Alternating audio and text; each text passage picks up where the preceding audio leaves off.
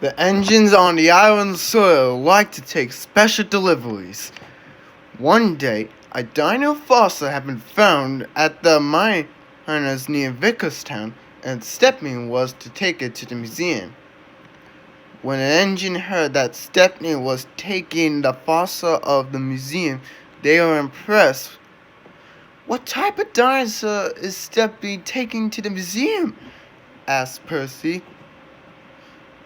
"I was told from Derek that's a T-Rex," said Duck. "I'm glad none of those dinosaurs are around," replied Percy. "I don't dare want to be eaten by them." "Don't worry," comforted Thomas. "They never ate trains, and it's a long time ago. All they eat is plants and meat." Percy felt regretted. The big engines, on the other hand, were thrilled that they didn't have to take any old to the museum, especially a dinosaur fossil. "I'm too grand to pull something ancient that has old things," sniffed Gordon. "Me too," added James. "I'm glad is that it. We engines were all too fine anyway." "What toast?" snorted Henry. "Not all engines like are so important. Don't forget what happened the last time, and you didn't want to fetch your own coaches," said Thomas. "Oh, please don't remind us," huffed James. The engines paid no attention. For the rest of the day, they were soon busy at work.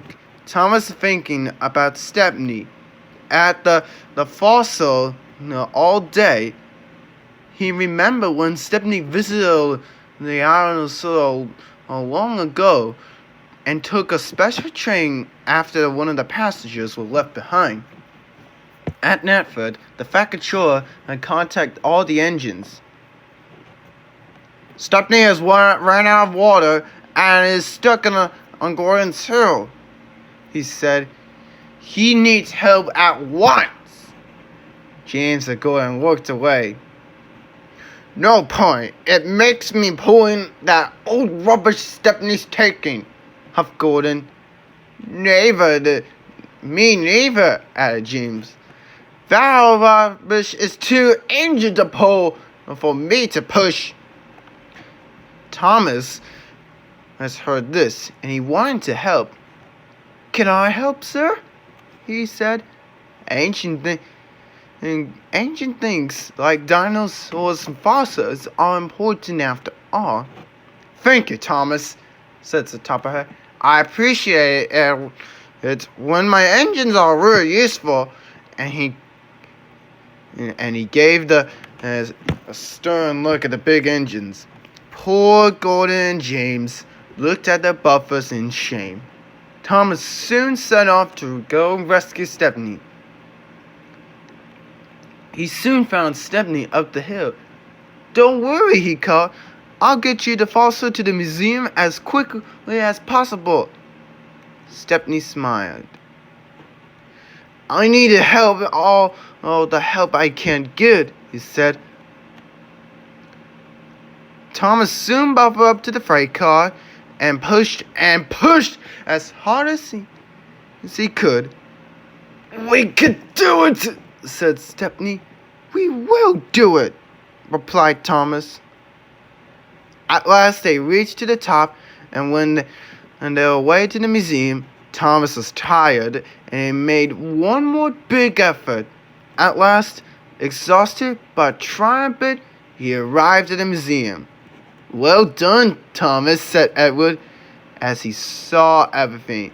"You arrived just in time."